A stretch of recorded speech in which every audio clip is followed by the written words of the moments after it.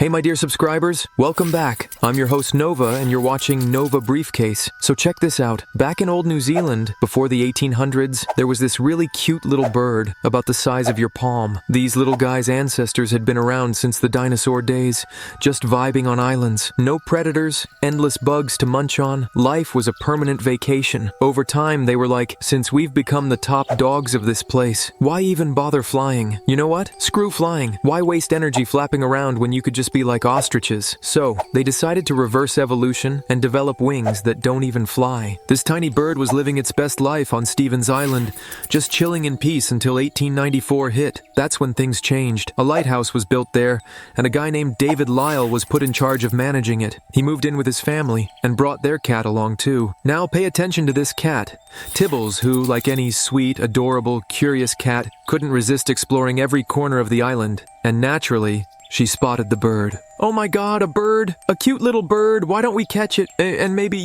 kill it? Can you picture the scene? A feline coming across a poor, defenseless bird that literally can't fly. Yikes. So things just kept happening like that. Tibbles would grab a flightless bird, bring it home, then the next day, grab another one, and so on. The owner kept seeing these odd, dead birds and was like, "Man, this thing is weird. What's up with it, Tibbles?" The cat paused for a second to think, then replied, After seeing this happen over and over, the guy grew more curious about the bird's strange appearance, so he finally decided to pack up one of the bird's bodies and ship it off to Dr. Walter Buller, a nature expert and bird specialist. When he checked it out, he was completely stunned and said, "What is this? I've never seen a bird like this before. Looks like I'll have to head over to the island and see it in its natural habitat." But in the meantime, Tibbles the cat kept the cycle going, bringing home dead birds every day. Until eventually, what happened? That entire species was wiped off the planet completely. Yeah, you heard that right. Gone. Kinda like how Elon Musk killed the bluebird. My dear subscriber, that's a disaster right there. We've never seen this bird alive. We only know it through fossils and the bodies Tibbles' owner kept bringing to the doctor. And this leads me to a super important question. How? How did a pet cat, a cute fluffy little thing that just lounges around with us, end up causing the extinction of an entire species? Seriously, just one cat, not an army of them, wiped out a creature that had been around since the time of the dinosaurs. And honestly, I find that a bit disturbing. And it's not just Tibbles. There's actually this study by Dr. Scott R. Loss and his colleagues at the University of Oklahoma, published in 2013, where they found that cats are responsible for killing anywhere from 2 to 4 billion birds each year in the US alone. Crazy, right? But wait, we're not done yet. It gets worse. These cats also take out around 7 to 20 billion small animals, squirrels, rabbits, mice, and more. That's one savage cat, straight up killing machine. Another study, published back in 2011 in the journal Global Change Biology, discovered that cats are behind the extinction of 14% of the reptiles, birds, and other rare creatures living on islands. Our cute, cuddly little fluffballs are actually ranked among the top 100 most lethal animals in the wild. That's a title I don't think they put on their resume. Of course, my dear subscriber, when you hear this, you're gonna be shocked. That cute little kitten you love, the one you let crash on your bed and treat to gourmet tuna, turns out to be a serial killer. So why is it so vicious? I mean, domestication made them all cute and cuddly, right? So how come they didn't lose their predatory nature like dogs did? Let's talk about how cats got domesticated. Maybe this will help explain why they kept their thug side. History tells us that the first domestication of cats, when they went from wild animals to the fluffy creatures we know today, happened back in Egypt. Wait a second, weren't the Pussycat Dolls American? And no offense, but humans only domesticated animals that gave us a clear benefit. We didn't domesticate bears, elephants, or lions. We tamed dogs because they helped with hunting, and we brought chickens, cows, and sheep into the fold so we wouldn't have to hunt for every meal. And dogs even ended up guarding our stuff. So why did we choose cats? As far as I know, my dear subscriber, cats don't really help with farming or hunting. And according to the human food pyramid, nobody's eating cats. Well, at least not in most cultures. So what was the deal with taming these little predators? Allow me to tell you. So you know how way back in the day, humans figured out farming? They started growing stuff like wheat and barley, and one big advantage was that they could store it for long periods. But with that, a new problem popped up. Rodents and birds. They'd all come in and wipe out the food stash. You'd break your back all year just for a tiny mouse to come and ruin everything. So we decided to bring in cats and make a deal with them. Hey there, pretty kitty. We're gonna raise you and take care of you. Cool? Cool. But you gotta catch those pesky rats for us. Deal? And just like that, the deal was sealed. Over time, humans started choosing the most beautiful cats and keeping them close. This process of artificial selection, picking out traits we liked, led us to the domestic cats we know today. But even though humans and cats got cozy with each other, back in the day, cats didn't wait around for us to feed them leftovers. They were expected to catch their own meals, and the ancient Egyptians made it clear that a cat's job was to catch rats. Indeed, cats were actively hunting down rodents on their own, feeding themselves. There was no need to rely on humans for food. It was like a perfect mutual agreement. That's why even after we domesticated them, got them settled in and made them comfy, they still kept a lot of their wild instincts and behaviors, the same ones they share with their cousins in the Felidae family, like wild cats and big cats such as tigers, lions, and leopards. And that might explain why, if you've noticed, cats have that arrogant attitude. Yes, cats are so full of themselves, always unimpressed and strutting around like they're a little too cool for us. I mean, just compare them to dogs, always friendly and eager to please. But here's the twist. Some theories actually suggest that the pharaohs are the reason cats act like royalty today. They didn't just domesticate them, they pampered them to an extreme degree. They sanctified cats, made them gods, worshipped them, celebrated them, created statues in their honor, engraved them on the walls of the pyramids, and even wrote stories about their strong claws, which protected them from snakes and guarded their grain from rats. Imagine, cats being put on the same pedestal as the sun god, crocodiles and lions. No wonder you now find cat owners constantly dealing with their cats acting like they're the dominant boss. I mean, excuse me, I'm 6 feet tall and you're the size of my shoe. I could squish you in a second, but nope, you still act like I'm your personal servant. They never listen, not like dogs do. Even though most dogs are bigger than them, dogs are loyal and never bite the hand that feeds them. Don't get me wrong, cats can be all sweet and cuddly when they want, but it's always on their terms. It's like that saying, "What have you done for me lately?" Even though their short-term memory lasts about 16 hours. But yeah, whatever. Deal with it. A research team from the University of Tokyo decided to answer that burning question every cat owner wonders about. Does my cat really ignore me on purpose? Or is she just clueless? They set up an experiment with 20 house cats. For each cat, they played 5 recordings calling her by name, 4 from strangers and 1 from her owner. They measured the degree to which her eyes widened, along with the twitching of her ears and tail. And guess what? They found that cats do perk up when they hear their owner's voice more than any other. Nice, right? Looks like she cares, at least a little. But of course, there's a catch. Despite all that, every single one of the 20 cats still chose, entirely on their own, to just sit there and not move. My dear subscriber, that's pretty rude if you ask me. So if you ever feel like your cat is totally ignoring you, well yeah, that's exactly what's happening.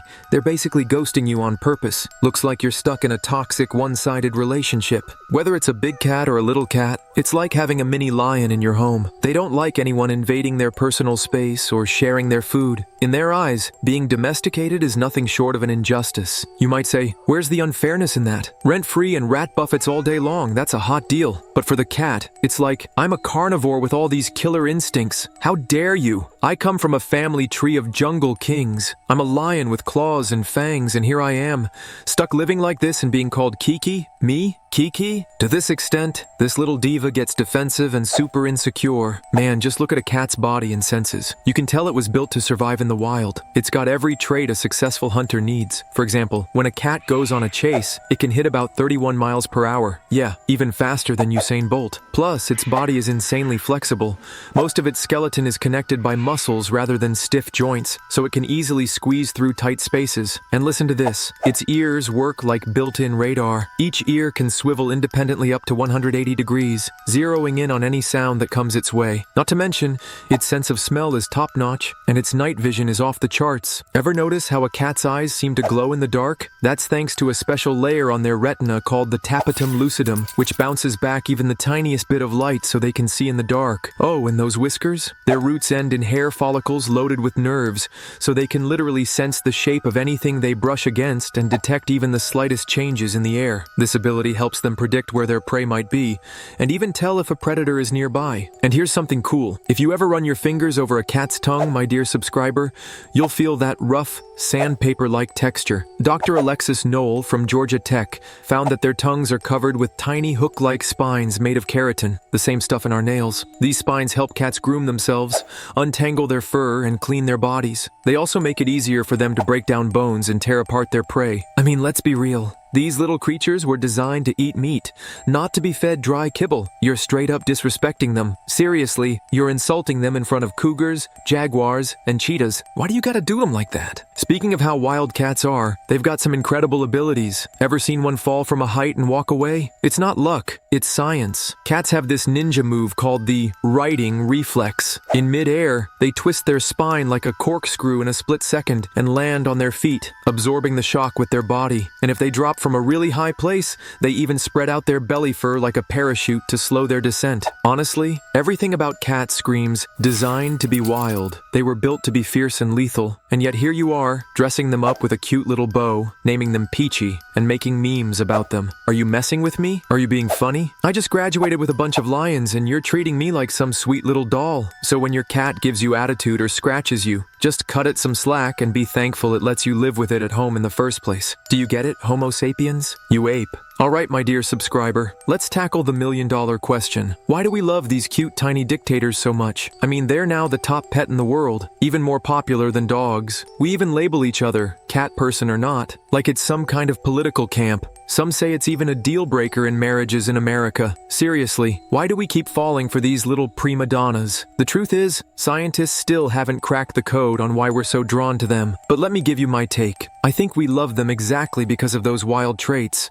Let's break it down. How do these fierce instincts translate into the adorable behaviors that have us hooked? Think about it. You love your cat because she's playful, right? You use her to go viral on YouTube Shorts as she bats at a string, chases that dangling hands-free toy you hang up, or darts after a laser pointer, running around trying to catch it like a fool. You can't help but laugh and melt. What you might not realize is that every time she does that, you're triggering her hunting instincts. And then there's the classic move. When she clambers into a bag or a box, that isn't just a quirky habit. It's her instinct to find a safe hideout, the perfect ambush spot for when she's stalking prey creeping along the floor like she's on a mission. She's all set to pounce on that prey, which turns out to be just the hands-free toy. What a silly little girl. So you might be thinking, nah, my cat cuddles up and sleeps on my legs. Let me tell you, my dear subscriber, that's not love. That's pure exploitation. She's basically using your body as a heater, especially those little kittens who can't even regulate their temperature yet. They do it just to warm up. And sometimes she'll rub up against you like she's forming a special bond, making you think, wow, she really loves me. But the truth is, your cat is marking you. She's leaving her scent on you as part of her territory, claiming you as hers. In other words, you're being objectified by your cat, my dear subscriber. And she's even warning the other cats, hey, back off. I've already marked this one with my scent. So if anyone gets near my belongings, they'll have to deal with me. Go find yourself another tool to bring you food. So sorry, it's not about loving you. What you're doing here is called anthropomorphism. You're assigning human attributes to a non-human entity. Of course, some people might say, I wish my cat would even do these things. Better than just sleeping all day like Garfield.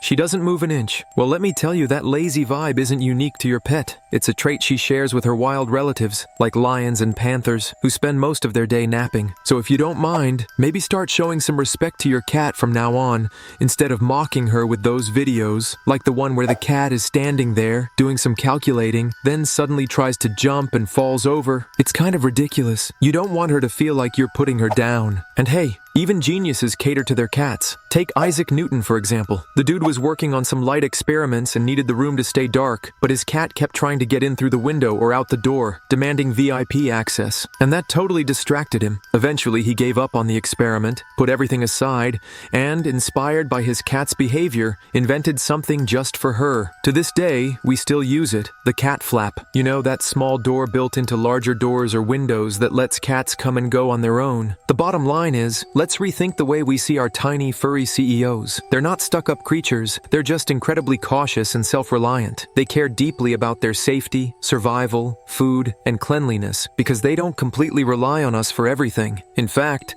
it's us humans who end up needing their company. Oh, and get this tea. A study in 2010 found that having a cat around was linked to higher grades for students at British universities. So if you're allergic to them, you might want to get that shot ASAP, because clearly, even if they act like they're too cool for school, our cats might be doing us a favor. I'm sharing all this based on actual research, not because I'm paranoid that my cats are watching this video. Hey, roomies. That's it for today, folks. Don't forget to smash that like button, subscribe to the channel, and drop some cat name suggestions in the comments, whether they're for boys or girls. Nova Jr. needs them. I'll catch you in the next episode. Bye for now.